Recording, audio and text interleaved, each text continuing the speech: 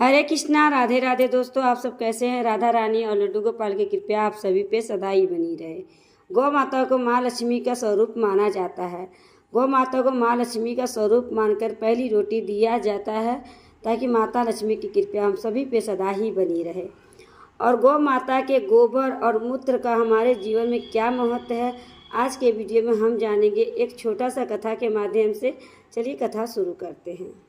एक बार लक्ष्मी जी ने मनोहर रूप यानी बहुत ही अद्भुत रूप धारण करके गायों के एक झुंड में प्रवेश कर लिया और उनके इस सुंदर रूप को देखकर गायों ने पूछा कि देवी आप कौन हैं और कहां से आई हैं। गायों ने यह भी कहा कि आप पृथ्वी की अनुपम सुंदरी लग रही हो। तब गायों ने एकदम से कहा कि सच सच बताओ, आखिर तुम कौन हो और तुम्हें कहाँ जाना है। तब लक्ष्मी जी ने प्रेम से कहा कि गायों से तुम्हारा कल्याण हो। असल में मैं इस जगत से अर्थात इस संसार में लक्ष्मी के नाम से प्रसिद्ध हूँ और सारा जगत मेरी कामना करता है, मुझे ही पाना चाहता है। मैंने दैत्यों को छोड़ दिया था, इसलिए वे सदा के लिए नष्ट हो गए। इतना ही नहीं, मेरे आश्चर्य में रहने के कारण इंद्र, सूर्य, चंद्रमा, विष्णु, वरुण तथा अग्नि आदि सभी देवता सदा के लिए आनंद भोग रहे हैं।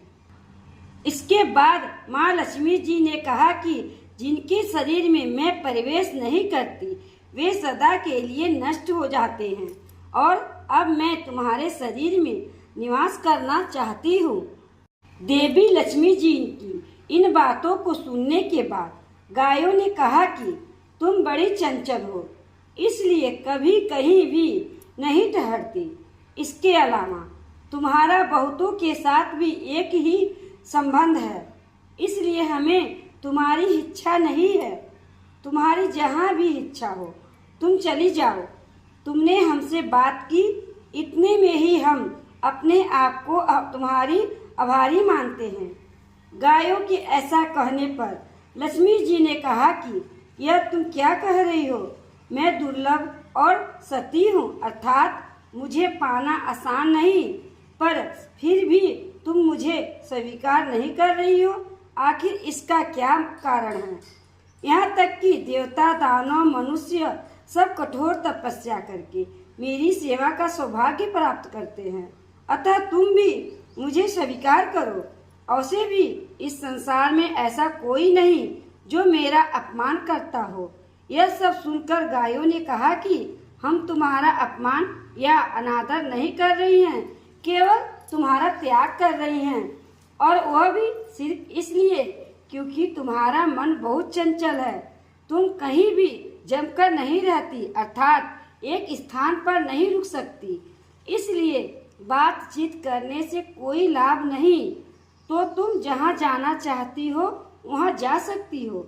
इस तरह से गायों ने माँ लक्ष्मी का त्याग कर दिया, क्योंकि गायों को मालूम था कि लक्ष्मी कभी किसी एक के पास नहीं रुकती है, बल्कि पूरे संसार में घूमती रहती है।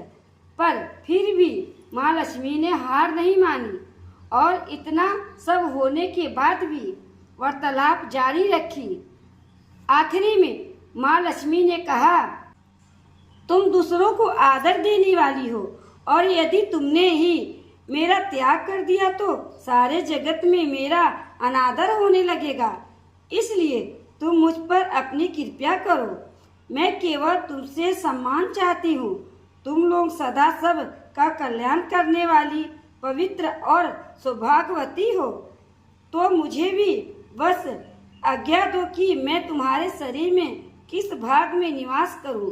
इसके बाद गायों ने भी अपना मन बदल दिया और गायों ने कहा कि हे लक्ष्मी, हमें तुम्हारा सम्मान अवश्य करना चाहिए, इसलिए तुम हमारे गोबर और मूत्र में निवास करो, क्योंकि यह दोनों वस्तुएं हमारे लिए परम पवित्र है।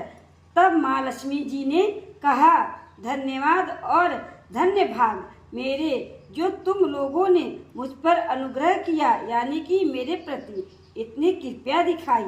मैं अवश्य ऐसा ही करूंगी। मैं सदैव ही तुम्हारे गोबर और मूत्र में निवास करूंगी। सुख देने वाली गाय, तुमने मेरा मान रख लिया, अतः तुम्हारा कल्याण हो।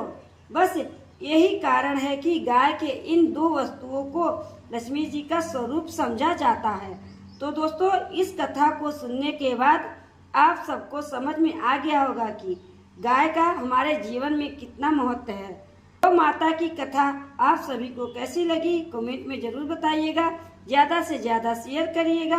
मेरे चैनल पर नए हो तो सब्सक्राइब करिएगा, बेल आइकन को प्रेस करिएगा ताकि आने वाली वीडियो आपके पास जल्द से जल्द पहुंचे। माता लक्ष्मी की कृपा आप सभी पे सदा ही बनी रहे। इसी कामना के साथ अगले वीडियो में मिलते हैं। राधे राधे।